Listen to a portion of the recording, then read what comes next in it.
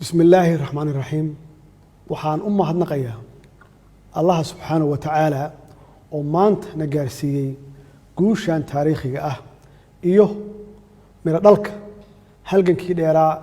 ee dadka iyo dawladda Soomaaliyeed ay u galeen xaqiijinta kiiskii sharciga ee lagaga hortagay damaca hoggaanka Kenya ay ku doonayeen inay ku sheegtaan qayb ka mid ah badda Soomaaliyeed wuxuu ahaa halgan cadaaladeed oo ku astaysan aragti fog aqoon durugsan dhiiranaan wadaniyad ilaalinta ammaanada ummadda iyo difaaca dalka iyo dadka waxaa guuleystay xaqa waxaa guuleystay sareynta sharciga guushan waxaa leh shacabka Soomaaliyeed oo mar walbaba garab iyo gaashaan u ahaa madaxdooda iyo dawladda ay doorteen mar walba oo ay shacabku ku midoobaan wadaniyadda una midoobaan difaaca dhulkooda waa kan maanta oo kala ah oo aan ku joogno guul noo soo wada hoyatay waxaan u mahadcelinayaa maxkamadda cadaaladda adduunka oo u hiilisay sareynta sharciga xukunkani waa astaan aad u qurux badan oo markhaati ka ah hufnaanta iyo daahfurnaanta maxkamadda ICJ waxaa bogaadin mudan baarlamaankii sideedaad ee qaatay go'aankii aadka u qaraaraa ee taariikhiga ahaa kaasoo saldhig u ahaa guusha aynu maanta haysanno kadib markii ay laaleen heshiiskiis afgaradka ahaa ee Kenya ay mar walba ku andacoonaysay iyagoo meel mariyay qaraar ay ugu magac dareen dhaxal dhowr waxaa xusid mudan doorkii sharafka lahaa ee uu qaatay madaxweynihii hore ee dalka walaalkay Xasan Sheekh Maxamuud oo bilaabay geedi socodkii cadaaladeed ee lagu difaacay badda Soomaaliyeed ee ay sheegatay Kenya sidoo kale waxaan ammaanayaa ama aan ammaan u hayaa iyo bogaadin iyo sharafba mudan qareenadii iyo khubaradii Soomaaliyeed ee u istaagay difaaca baddeena oo ay ugu horeeyaan abukaat Muna Sharmaan iyo Allah u naxariistee injineer Maxamed Umar Saalixi oo aad iyo aad ugu haminayay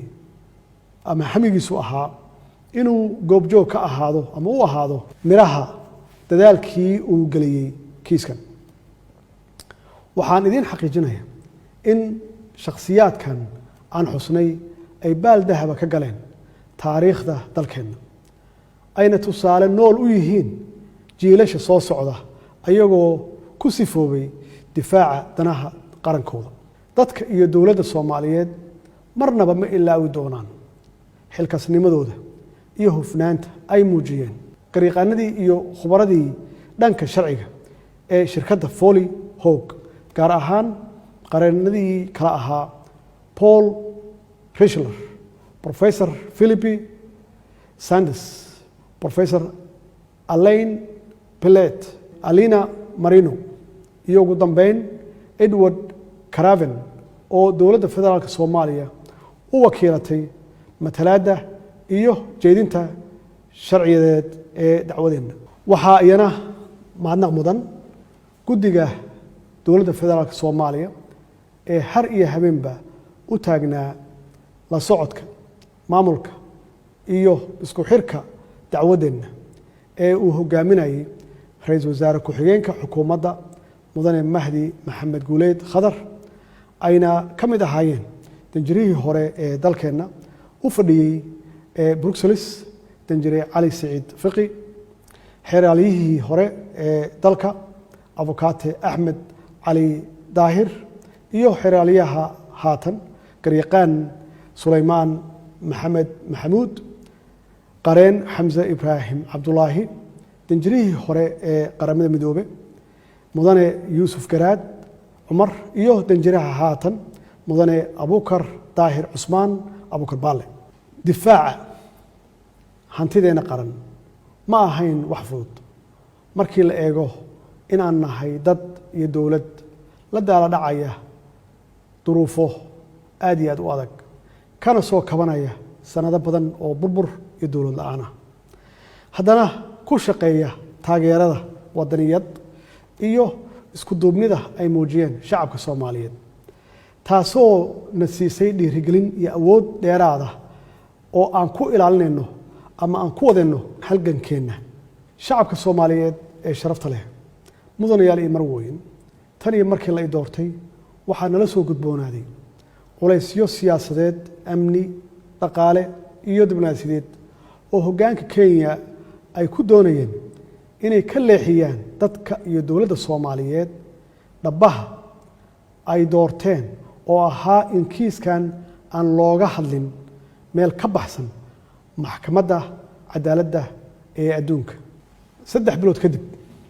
markii aan xafiiska la wareegay hoggaanka Kenya waxa ay go'aansadeen oo si bareer ah u bilaabeen faragelinta siyaasadda gudaha dalkeena iyagoo gudaha dalkooda ka soo abaabulay ururo siyaasadeed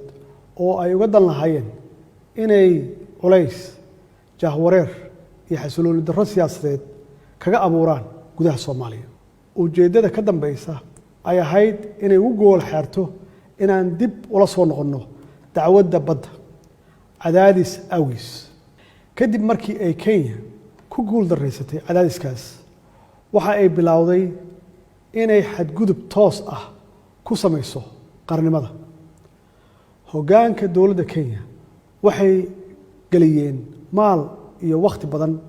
in siyaasad ahaan nala go'doomiyo oo dowladaha dariska ah iyo guud ahaan qaaradda Afrika iyo beesha caalamkaba ay naga gudbiyaan sawirro been abuur ah oo aad iyo aad u foolxun sawirkaas oo dhaawac iyo bahdilba ku ahaa sumcadda dowladdeena soo kabanaysa fariimahaas khaldan oo lagu baahiyay wargeysyada caalamka iyo kuwa gudaha ee Kenya oo lagu beegsanayay shakhsiyan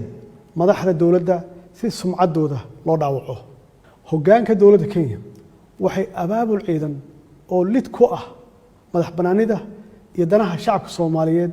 ay ku fulisay duqeymo dhulka iyo cirka ah oo aan loo meeldayin dhibaatadaas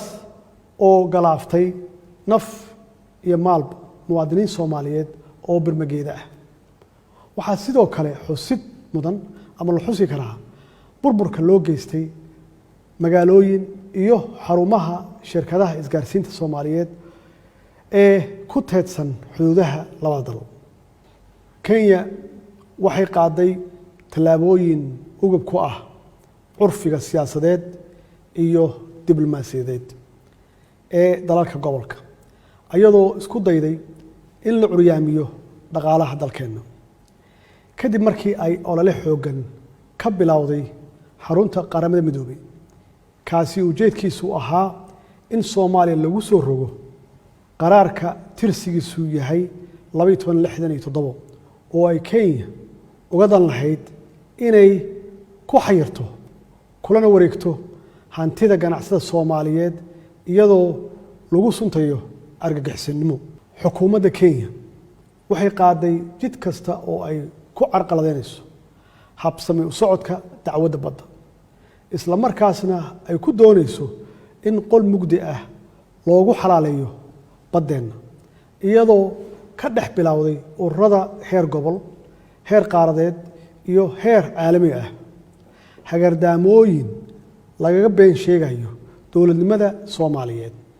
iyo halgankii xaqa ahaa ee aynu ugu jirnay difaaca baddeena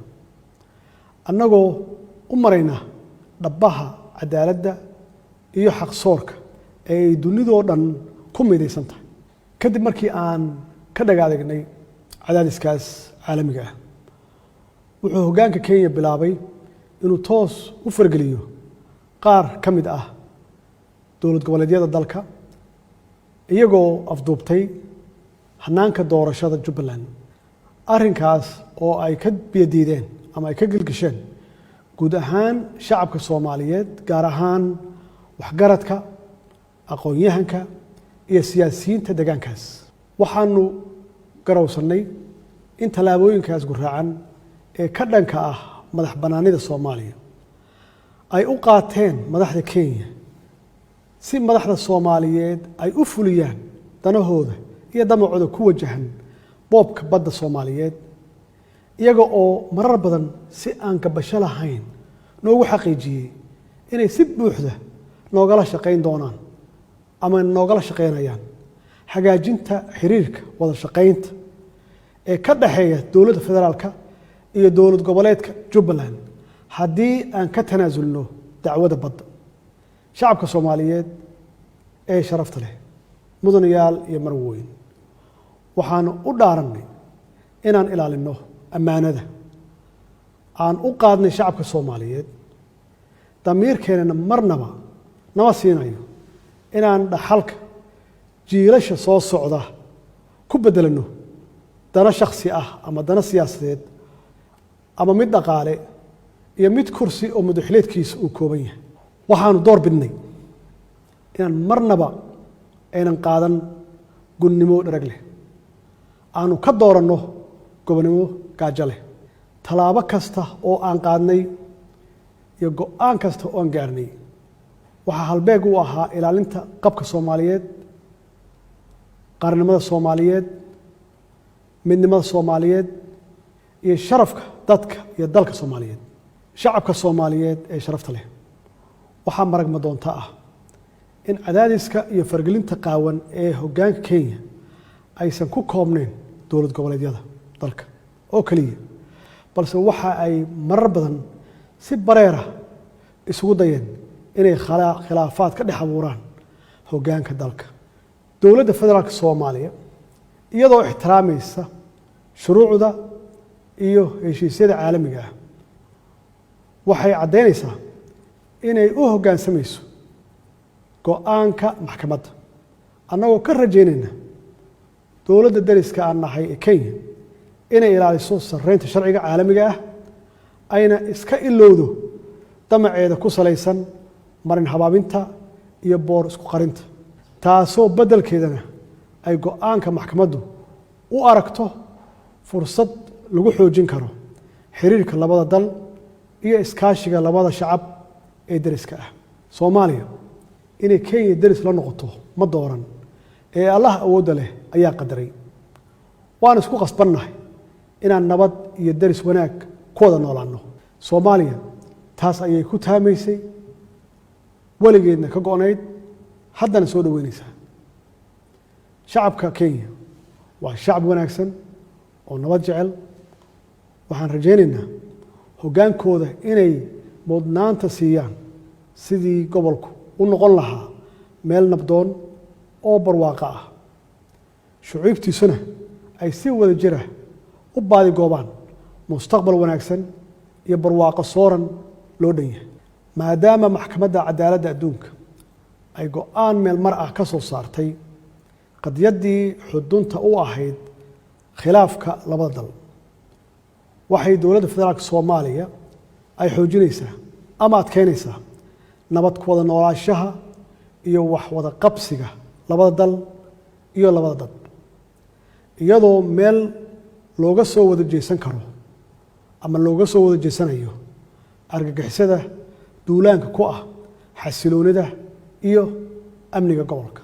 shacabka Soomaaliyeed ee sharafta leh, mudanayaal iyo marwooyin, waxaan uga mahad celinayaa dhammaan dadka Soomaaliyeed sidii geesinimada iyo hagar la'aanta lahayd ay u garab istaageen dowladdooda muddadii ay socotay dacwadu, iyagoo aan u kala harin difaaca qadiyaddan. guushani ma aha mid u soo hoyatay cid gaar ah, mana kala laha muxaafid iyo mucaarad, mana aha libin ay leeyihiin shakhsiyaad kooban, balse waa guul ka dhaxaysa dhammaan ummadda Soomaaliyeed meel kasta ay joogaan. waana guul dhaxal reeb u noqon doonta jiilka soo socda. waxaan rabaa inaan fursaddan qaaliga aan uga faa'iidaysto inaan ku dhiirigeliyo siyaasiyiinta walaalaheenna ah inay muujiyaan midnimo, isku duubni iyo in si wada jir ah looga shaqeeyo ilaalinta danaha guud ee qarankeena leeyahay, annaga oo meel iska dhigayna danaha shakhsiga ah iyo aragtiyada kala duwan ee aan ka leenahay siyaasadda. Soomaaliya ha guulaysato, Soomaaliya ha waarto, wabilaahi tawfiiq.